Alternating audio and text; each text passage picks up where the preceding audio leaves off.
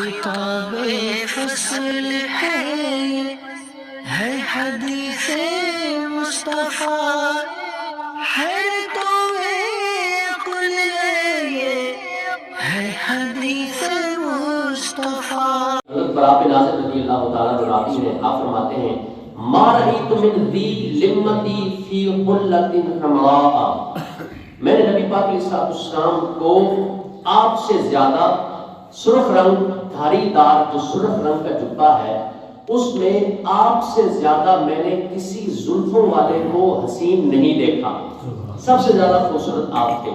احسن من رسول اللہ صلی اللہ علیہ وسلم لہو شعر یضرب منکبیہ، آپ کی جو مبارک زلفیں تھیں وہ کندھوں تک تھیں۔ پچھلی حدیث پاک میں آپ نے سنا کہ آپ کی زلفیں کانوں کی لو تک تھیں، اور یہاں آپ سن رہے ہیں کہ وہ کندھوں تک تھیں۔ بعید ما بین المنکبین، آپ کو مبارک سینہ اس میں کچھ فاصلہ تھا تو چوڑا تھا۔ لم یکن بالقصیر ولا بالطویل، نہ آپ بہت چھوٹے قد کے تھے اور نہ ہی آپ دراز قد کے تھے۔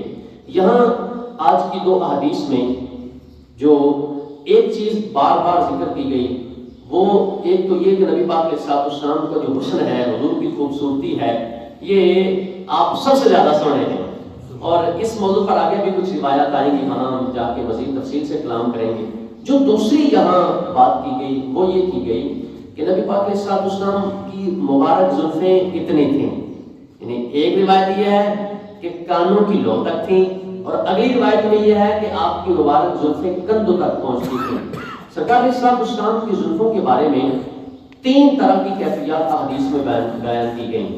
نمبر ایک کہ آپ کی زلفیں آدھے کانوں تک بھی تھیں۔ ایک روایت یہ ہے کہ کبھی آپ نے زلفیں کانوں کی لو تک رکھی ہیں، اور تیسری روایت یہ ہے کہ آپ کی زلفیں اتنی بھی بڑی ہیں کہ جو کندھوں کو چھوتی تھیں، کندھوں کو کراس نہیں کرتی تھیں۔ اور یہی سنت طریقہ ہے کہ زلفیں رکھنے والا ان تینوں طریقوں سے زلفیں رکھ سکتا ہے۔ جہاں ہمارے آج کے دور میں بہت ساری سنتیں مفقود ہو گئیں، لوگ دھیان نہیں دیتے، نبی پاک علیہ السلام کے طریقے کو نہیں اپنا رہے، بہت ساری چیزیں ہیں، اس میں سے ایک چیز یہ زلفوں کی سنت بھی ہے کہ سرکار علیہ السلام کی یہ سنت بھی لوگ نہیں اپنا رہے۔ شوقیہ کئی لوگ بال رکھ لیتے ہیں، اور اس میں بھی ان کا جو مطمع نظر ہے، ان کی جو نگاہوں کا مرکز ہے، وہ ان کا وہ خاص حسن ہے یا شوق ہے یا کوئی دیگر معاملات ہیں۔ یعنی اگر کوئی بندہ بال رکھے اور سنت کی نیت سامنے رکھے تب تو ظاہر سی بات ہے لمحہ بلمحہ ثواب ہے، اور ہر وہ کام کہ جس میں انسان کو مشقت زیادہ ہو، ظاہر سی بات ہے چاہے سردی ہو یا گرمی ہو، اگر بندے کے بال ہوں، زلفیں ہوں، تو پھر اس میں بندے کو ٹائم تو زیادہ لگتا ہے، وقت بھی زیادہ لگتا ہے، مشقت بھی زیادہ ہوتی ہے، اٹھتے بیٹھتے سوتے جاگتے سارے معاملات ہیں، لیکن پھر اس کا ثواب بھی زیادہ ہے کہ ہم عشق کے بندے ہیں، کیوں بات بڑھائی ہے کہ ہم تو یہ کام اس لیے کر رہے ہیں کہ نبی پاک علیہ السلام کی سنت ہے۔ تو جہاں بہت ساری اور سنتیں مفقود ہوئی، مسلمانوں نے نبی پاک علیہ السلام کے طریقے کو چھوڑا، اس میں سے ایک یہ بھی ہے کہ سنتیں چھوڑتے چھوڑتے زلفیں بھی چھوڑ گئے۔ بلکہ ایک بڑی خوبصورت بات ہے، اگر آپ قرآن پاک کا مطالعہ کریں گے تو قرآن پاک میں اللہ تبارک و تعالیٰ نے اپنے محبوب علیہ السلام کی زلفوں کا ذکر ایک سے زیادہ بار کیا ہے، اور فرمایا محبوب تمہاری زلفوں کی قسم واللیل اذا یغشی، اس رات کی قسم جب چھا جائے، تو اس رات سے مراد فرمایا یہ بھی ہے کہ وہ زلفیں ہیں۔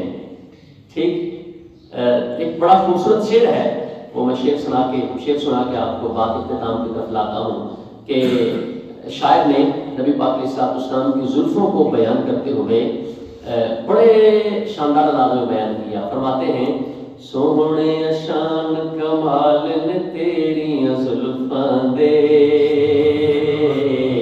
کہتی حسن و جمال نے تیریاں زلفاں دے۔ اور شعر امام حسنین کریمین کے بارے میں شاعر کہتا ہے کہ اج صدقہ دے سانوں وی شہزادیاں دا، اج صدقہ دے سانوں وی شہزادیاں دا، جیڑے کھیڈے نال نے تیریاں زلفاں دے، جیڑے کھیڈے نال نے تیریاں زلفاں دے، قیدی حسن و جمال نے تیریاں زلفاں دے. تو یہ نبی پاک علیہ السلام کی زلفوں کی کیفیت ہے. تو قرآن پاک میں اللہ نے کہیں یہ نہیں فرمایا محبوب تمہارے حلق کی قسم. حالانکہ حضرت مولا علی حلق کروا کے رکھتے تھے، یہ ان کی عادت تھی، اور وہ یہ احتیاط کرتے تھے کہ غسل میں کوئی بال نہ خشک رہ جائے. یہ ان کا تقویٰ اور ان کی احتیاط تھی. باقی کئی صحابہ کرام زلفیں رکھتے تھے، خود نبی پاک علیہ السلام زلفیں رکھتے تھے. ٹھیک. اچھا، اگر کوئی اس نیت سے، مثال طور پر میں ہوں، اگر تو نماز میں جلدی ہوتی ہے، کبھی کوئی معاملہ نہ ہو جائے، ذرا جلدی پہنچنا ہوتا ہے، اس لیے بندہ چلو بال چھوٹے چھوٹے رکھ لے، تو اس نیت کا ثواب اپنی جگہ پہ.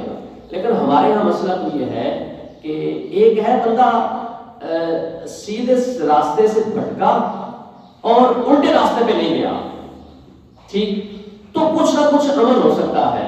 ہمارا مسئلہ تو یہ ہے ہم سیدھا راستہ چھوڑ کے الٹے راستے پہ چل پڑتے ہیں.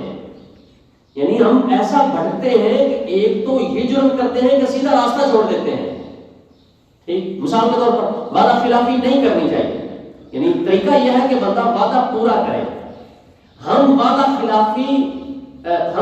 پورا نہیں کرتے، لیکن دوسرا مسئلہ یہ ہے کہ ہم وعدہ خلافی کرنے والے ہیں. بات سمجھ آ رہی ہے؟